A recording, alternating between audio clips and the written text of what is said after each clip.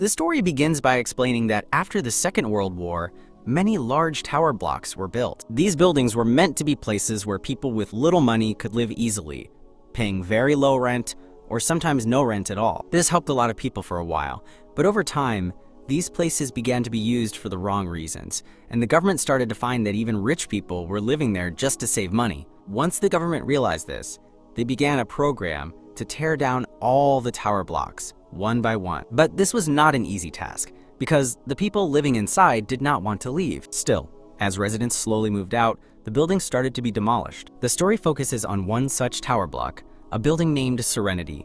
Almost the entire building is empty now, but a few people still live on the top floor, and because of them, the building cannot be torn down. The empty building has become a place for criminals and thieves who know that no one will bother them there, allowing them to do whatever they want. In the middle of this, we see a young boy named Nick. Some goons are chasing him, and to save his life, he runs into the Serenity building. He frantically knocks on every door on the top floor, but no one will open up. In fact, most residents just lock their doors even tighter. The thieves finally catch up to Nick and start beating him viciously.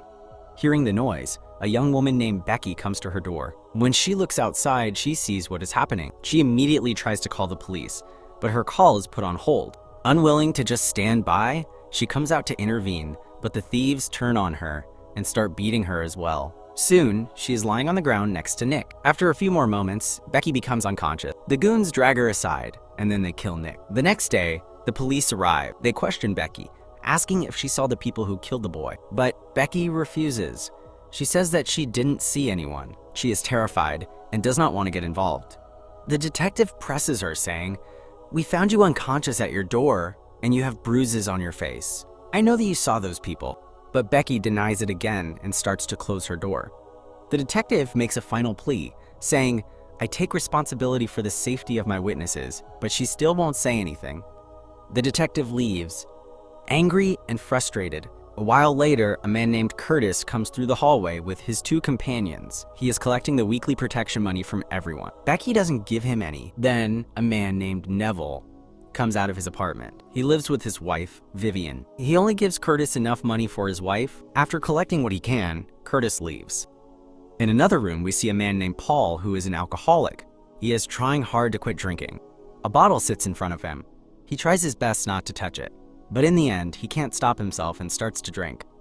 Later, Becky goes out. She sees another resident, a young woman named Jenny, leaving her children alone in her apartment while she goes out to party. Becky clearly disapproves of this and stares at Jenny. Jenny notices and understands that Becky is judging her. They have a brief argument before going their separate ways. The next morning, the residents wake up to find that their internet has been cut off. On top of that, there is no signal on anyone's phone. No messages, no calls, nothing. At that moment, Becky is with her boyfriend. As they are talking and eating, a bullet suddenly smashes through the window and hits her boyfriend in the head. He collapses to the ground, dead. Becky is stunned. She doesn't understand what just happened. In the next building over, we see a sniper who is now targeting everyone on the top floor, one by one. As people move near their windows, he shoots them, spreading corpses throughout the apartments. Everyone hides in fear. Whenever someone throws something near a window to test it, a bullet immediately hits that spot. People are screaming all around. No one understands what is happening or who this person is who is killing them so mercilessly. Terrified, the survivors all run out of their apartments and gather in the corridor, crying and sharing what happened to them. They check each other's phones and realize that no one has a signal or internet. They decide their only hope is to leave the building, but they are on the top floor. Their only way down is the elevator. When they get to it, they find that the elevator is also shut down. A young man named Daniel points out the obvious. If someone is trying to kill them, they would have planned for how they might try to escape. He says the killer has probably targeted the exits as well. If they try to leave, none of them will survive. They need to make another plan. Just then, two of the injured goons from the other day stumble out. One of them, named Gary, is very badly injured. They beg the residents for help, but the residents are angry, shouting that Curtis has always taken money from them for protection, and Gary and his friend were always with him. But Vivian, who used to be a nurse, can't stop herself from helping. She starts to treat their wounds. More survivors come out into the hallway, one by one. Most are injured, and all are crying because a loved one has just been killed. A moment later, Jenny also comes out, sobbing. Becky goes to her and asks what happened. Jenny cries that both of her children were killed. Hearing this, Becky also goes into shock. Meanwhile, Vivian is trying to help everyone she can, but some of the injured still die. Then Becky realizes that Curtis isn't with them. They knock on his door, but it's locked. They break the door down and search his apartment, but they can't find him anywhere. Finally, they look in his bedroom and see a shape on the bed. They see that Curtis is still sleeping. As soon as they pull back the sheet, Curtis lunges forward and stabs at Becky with a knife. He thinks she is one of the attackers. Becky quickly explains that there is a sniper in the building across the way who is killing everyone. But Curtis doesn't believe her at all. He tells Becky, "If that's true, then you go to the window and remove the curtain." Becky says that if she does that, the sniper will kill her. But Curtis won't listen. He puts the knife to her throat and says that she has to go right now. Just then, Paul, the alcoholic, steps forward. He hits Curtis hard on the head, saving Becky. He then tells Curtis, "If you want to die so badly, then you go to the window. You'll find out for yourself what is happening here." After this, Curtis grabs a pillow, walks to the window, removes the curtain, and shoves the pillow into view. Instantly, a bullet rips through the pillow. Curtis immediately understands the truth of their situation. Now, everyone is talking again about how they will get out of there and who could be doing this. Their first suspicion falls on the building contractor who wanted them out. But they realize the contractor wouldn't be so stupid. If anything happened to them, he would be the first person the police would suspect. Meanwhile, Becky looks at the back door. There is a large glass window right next to it. She says that area is completely exposed. If they try to go that way, no one will survive. Someone points out that the killer has a very detailed plan. He has shut down the elevator and left a strange emoji symbol. He has also cut the internet and phone lines. And the way he is shooting, his aim is that of a military-grade sniper. This person has a long and detailed plan. Just then, Curtis says he has to go back to his room. Neville stops him, saying, "No, you can't go. I have paid you money every single time so that you would protect us, and today you are running away?" Curtis replies that it's not his job to save them. Hearing this, Neville punches him, knocking him to the ground. Neville reveals that he used to be in the military, and was only quiet because of his wife. Now, everyone decides they have to get the elevator doors open. It's the only way they can get down to the ground floor and call for help. Everyone uses tools to pry the elevator doors open. The moment the doors slide open just enough to create a gap, a single gunshot rings out. A bullet flies straight through the opening and strikes the young man standing right in front of the elevator. He dies there instantly. They pull his body away. Becky then takes a small mirror and carefully looks through the opening to see how the bullet got inside. She discovers that the sniper had set a trap. The first shot was a booby trap, and there isn't another bullet waiting. She tells everyone that the elevator cables are still intact. They can use them to climb down. The elevator car itself is at the bottom of the shaft, so no matter what they do, it won't come up. This is the safest way down, where the sniper can't see them. One by one, everyone starts to carefully climb down the cables. After descending for a while, they reach the door to the ground floor, because the elevator car is stopped here. Now, out of the shaft, they have to somehow open the main exit door, which is locked. They use a screwdriver to remove the lock, but even then, the door won't budge. They soon realize that someone has parked a huge shipping container right outside, blocking the exit. No matter how hard they push, the door will not open. Now, they have to go all the way back up. Becky says that they can't just sit there and do nothing. She says that one of them will have to go to the roof, use bed sheets to make a rope, and climb down the outside of the building to get help. Then, Jenny notices the strange emojis the killer left behind. She says there were similar emojis downstairs, and they must mean something. She looks closely and says, "I understand." How many of you know about Gandhi? He had 3 monkeys who taught us to see no evil, hear no evil, and speak no evil. She realizes what this is about. A while ago, a boy named Nick died right here. We all knew who killed him, but none of us spoke up. That man is taking revenge on us. He is not going to leave any of us alive. After saying this, she declares she is going back to her room. Everyone tries to stop her, but she doesn't listen. As soon as she enters her apartment, the sniper shoots her. It's night now. Everyone is trying to figure out what to do next. They think that maybe if they turn off all the lights, they can escape in the darkness. But then they realize that a sniper like this must have night vision. He could kill them just as easily. Now, Curtis's suspicion falls on Gary and Mark, the 2 goons who beat Nick. He drags them inside a room and demands the whole story. They deny knowing anything. Curtis yells at them, saying, "I know you 2 killed that boy for money." When they still refuse to talk, Curtis starts to press on Gary's painful wounds, saying, "You can't fool me.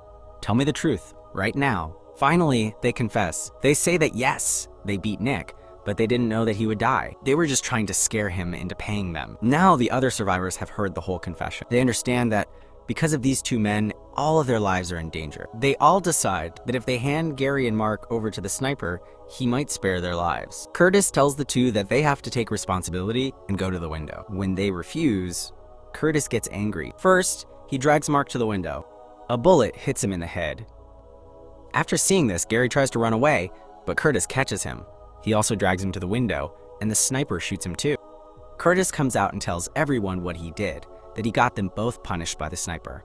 Now no one knows if what he did was right or wrong. A woman named Carol says that she is tired, that the sniper has found his targets, and she is leaving. Everyone, especially Becky, tries to stop her.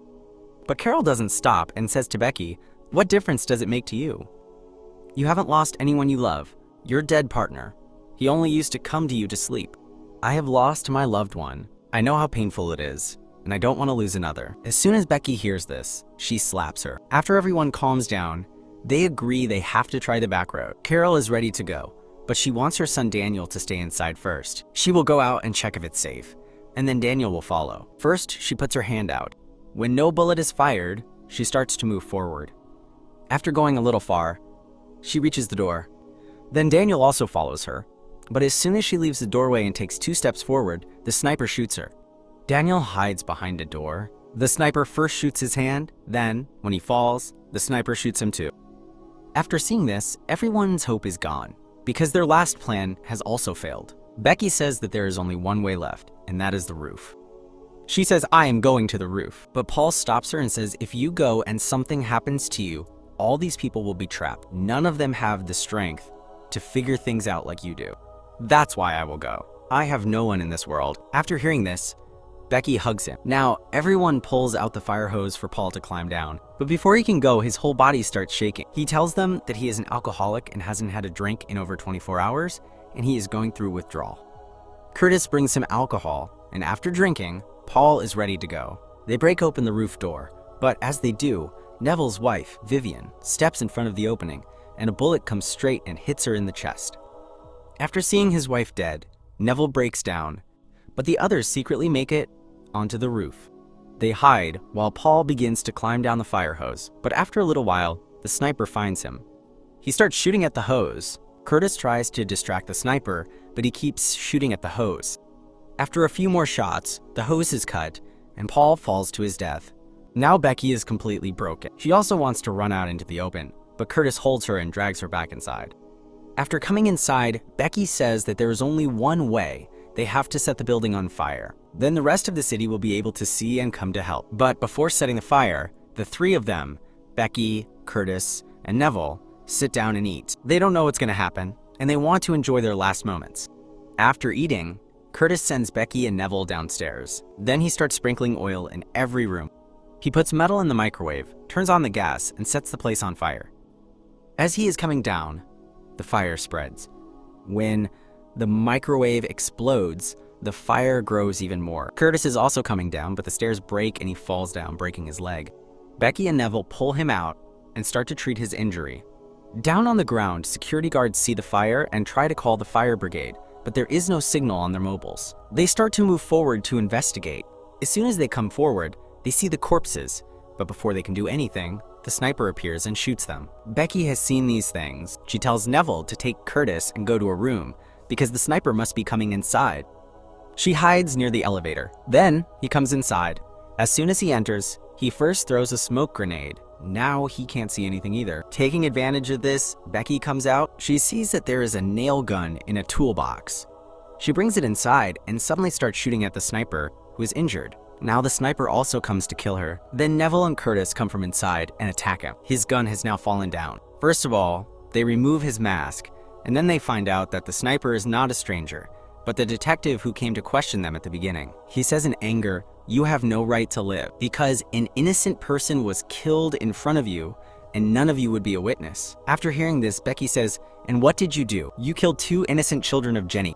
What did they do to anyone?" Now Becky picks up the gun to kill the detective. Then Curtis stops her and says, "Don't make this mistake. Once you have killed someone, you will not be that person at all." After hearing this, Becky stops. Then the detective attacks Neville with a taser. As soon as Neville falls, the detective starts to pick up his gun. Becky starts fighting him again. Curtis also comes to help her, but the detective drops both of them. Now he has the gun in his hand. He tries to kill Becky with the gun, then she picks up the nail gun and shoots. A nail goes straight into the detective's head, and he dies. Becky is crying. They pick up Curtis, and all three of them come out. Then they see that the fire brigade has also come. And with this, the film ends here.